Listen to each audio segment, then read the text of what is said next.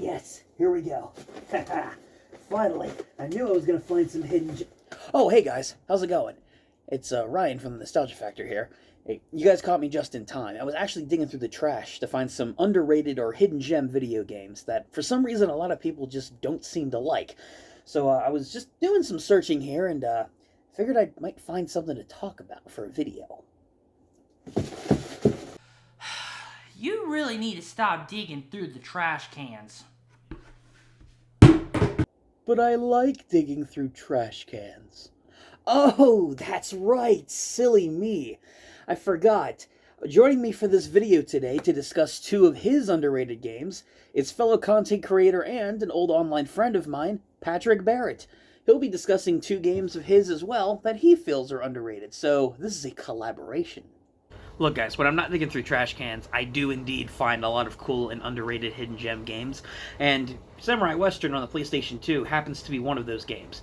Now, I've covered Samurai Western in the past on the channel. I covered it in a review, actually, that you guys can go and check out if you do so wish. But Samurai Western is a game published by Atlas, and it didn't really sell a lot of copies of the game or anything else along those lines. It sports a very unique story with a samurai coming to the West in order to track down his brother, getting involved in taking down a evil businessman who wants to drain the town of all of its resources so he can make more money.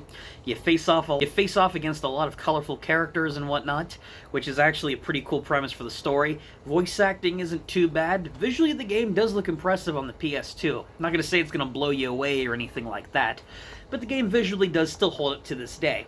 The combat's extremely unique as you're fighting against guys with guns with a guy with a sword, of all things, so you can deflect bullets, hit them back at the other guys shooting at you, you can slice and dice all your opponents that come at you, and you even have RPG mechanics where you acquire accessories and you can boost your stats and even level up depending on how many guys you kill. So there's definitely some very unique gameplay elements in here. But one of the most underrated parts of this game, outside of the good gameplay, good story, you know, all that usual stuff, the soundtrack of this game is fantastic. The blend of both Japanese themes as well as the Old West themes that are present in both cultures are blended here beautifully. Especially the Wasteland theme for one of the later missions, because this game is in a mission structure. So as you progress with the story, you're going to different areas. You're going to different areas in the town. You're going to a Wasteland area. You're going to the town square. You're going to multiple different areas, and you have different objectives that you have to do. And just in all honesty, this game sports so many fantastic things that I have covered more in depth. Considering the amazing and beautiful music, especially the one from the Wasteland theme, which is absolutely fantastic. I could talk about this game for such a long time, but I've already done a review on it, so maybe you guys can go and check out my review if you want to see my in-depth thoughts. Wink, wink. Shameless plugging of my own content aside, Samurai Western on the PS2 is an absolutely underrated hidden gem that not only deserves a lot more attention, but it's something that I hope a lot of you guys watching this video are going to be able to go back, track down, and play. I don't care whatever method it requires for you guys. If you can acquire a physical copy of it, or if you emulate it or something along those lines, not that I'm condoning that kind of thing, but however you decide to play this game, I honestly hope that you give it a shot and see just what makes this game an underrated gem. Now, with my first game out of the way, let us go to my friend Patrick's first game. Hey there guys, Patrick Barrett here, once again on Ryan's YouTube channel. It's been a while, it's nice to see you guys again. I'm going to be joining Ryan today, giving two games that I think are some of the most underrated. So, yeah, here I go. And the first game I can give pretty much right away. It's a game called Dawn of Mana on the PS2. This game has just been like basically the underdog of the Mana series. And it's been like hated like everywhere across the world only because of how different the game is compared to the rest of the series.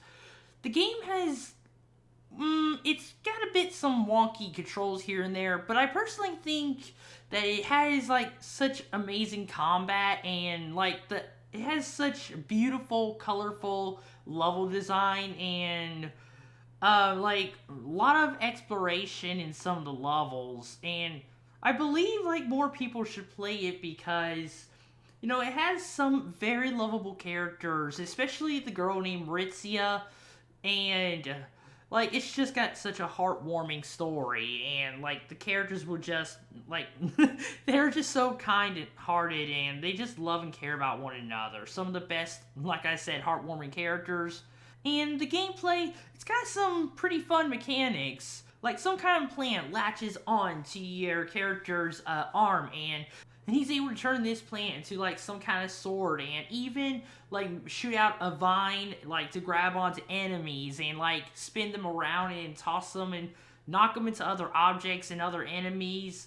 And you can even shoot out seeds from it for, like, distance for projectiles. Yeah, it's just, like, such a fun game, and I believe it deserves, like, I feel like it deserves much more attention. Thank you for sharing your thoughts on the first game, Patrick. So let's get into my second one. Hold on one sec. Patrick, you wanted to say something? I bet he's gonna mention Bloody Roar 4. It's a good game, you simpleton. Yes, I have talked about Bloody Roar 4 on this channel, probably more often than what I should. Not only did I make an entire dedicated review of it, but I've mentioned this game so many different times at this point, in both other collaborations I've done and other videos on other YouTube channels, that anyone who knows me knows that I really like this game, despite the fact that most people absolutely do not. Honestly, out of any game that I could have picked for this, outside of possibly Pokemon Ranger, even though that's more of a very appreciated series now, as I've also expressed, Bloody Roar 4 is one of those games that would definitely be the most underrated in my opinion. A lot of people that have played the Bloody Roar franchise love a lot of the games in there, especially with 5 games total, 4 being mainline titles and at least 1 or 2 spin-offs. But Bloody Roar 4 is considered the black sheep of the series, mostly due to the fact that it has terrible and campy voice acting, voice actors and animations that really could care less about the progress of the game, and overall just not exactly being a very popular title by the time this game rolled around in the mid-2000s. So, this game does sport so many fantastic things, though. Not only did I grow up playing this game as my first major fighting game experience, but this game sports so many cool and unique things despite issues that it has. Such as the great gameplay, the great extra modes, the game visually looks very impressive, the fact that you can turn into different animals with zoanthropes is pretty cool as well for a very unique fighting game mechanic. The story and whatnot for each of the fighters might be generic and end with the exact same boss fight and not have any input whatsoever unless you're playing as Nagi or Hugo or somebody like that who's actually involved in the main plot. But the fact of the matter is, though, the voice acting might be bad and the stories for each fighter are very lackluster, but they carry a certain charm to them. It's one of those it's so bad it's good type scenarios. Not like Mega Man 8 where the voice acting was just flat out bad and it contrasted terribly with the beautiful anime cutscenes. So, Bloody Roar 4 finds itself in an extremely different camp when it comes to its bad elements. I'm not going to defend the game completely on that one and say that it's flawless, because absolutely it's not, but this is a game that deserves a lot more love and attention, and the fact of the matter is, this title, I think, is a genuinely good game. Despite the opinion of many people, this is a fantastic title, and if you have the means to go and play it, don't let the internet opinion completely dissuade you from ever trying it. The game's not perfect, but it is definitely worth playing for yourself. It sports too many great mechanics with its extra modes, solid fighting and combat systems, unique power-ups, fun story and voice acting that you can just laugh at and have fun with. And in all honesty, Bloody Roar 4 is just all in all a good time. It's definitely underrated, and I would very much recommend you guys check it out. Well, Patrick, you have the very last game of this video, so my dude, take it away with your second and last underrated game. The second game that I think is one of the most underrated is Hey You Pikachu on the N64.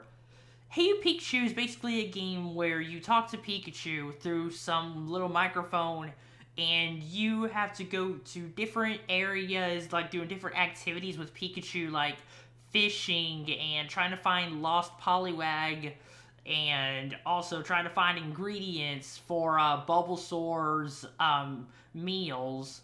I just feel like it's pretty fun being able to interact with Pikachu, and oh my god, that game also has such an amazing soundtrack.